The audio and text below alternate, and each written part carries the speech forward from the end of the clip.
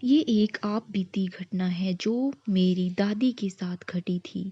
मेरी दादी ने जब ये किस्सा मुझे सुनाया था तब मेरे रोंगटे खड़े हो गए। ये घटना उनके साथ बचपन में घटी थी। ये तब की बात है जब वह 9 वर्ष की थीं। दादी के मायके वाले जमींदार थे।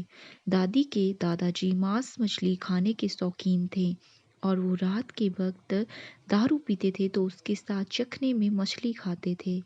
उनके यहाँ एक लड़का काम करता था। उस लड़के का नाम सुधाकर था। एक पूर्णमासी की रात को वो लड़का नदी से मछली पकड़ने गया था।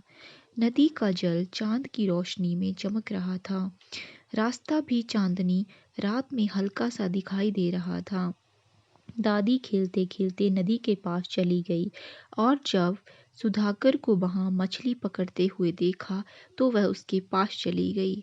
सुधाकर ने उन्हें देखकर घर वापस चले जाने को कहा, पर दादी जिद पर अड़ी रहीं और वहीं पर बैठकर मछली को टोकरी में भरने की जिद करने लगी।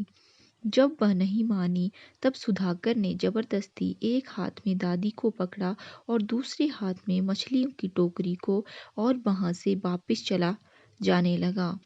तभी दादी को दिल को दहला देने वाला एक भयानक दृश्य देखने को मिला।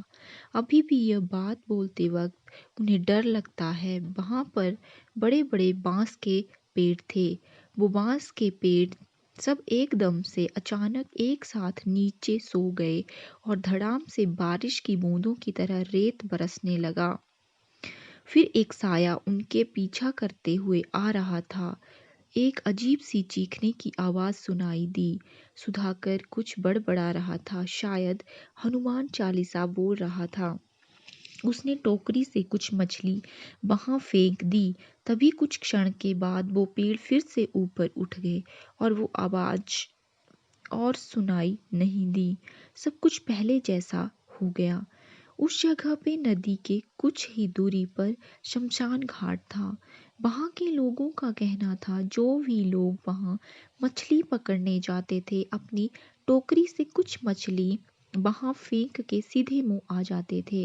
कोई पीछे मुड़कर दोबारा नहीं देखता था। उस रात सुधाकर ने दादी को वहां से ले जाने के चक्कर में वो चीज करना वह भूल गया। कहते हैं आत्माओं की मांसाहार आदि चीजों की आस रहती है। तभी ये बात दादी के सामने आ गई। हालांकि वो इन आत्मा आदि चीजों में विश्वास नहीं करती थी, लेकिन वो चीज हमेशा के लिए उनके जहन में रह गई।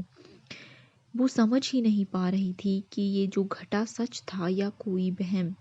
उस बात के 2 दिन तक उनके शरीर में बुखार रहा। वैद्य जी का कहना था कि वो उस वक्त चौंक गईं, इसलिए उस वजह से उन्हें बुखार हो गया।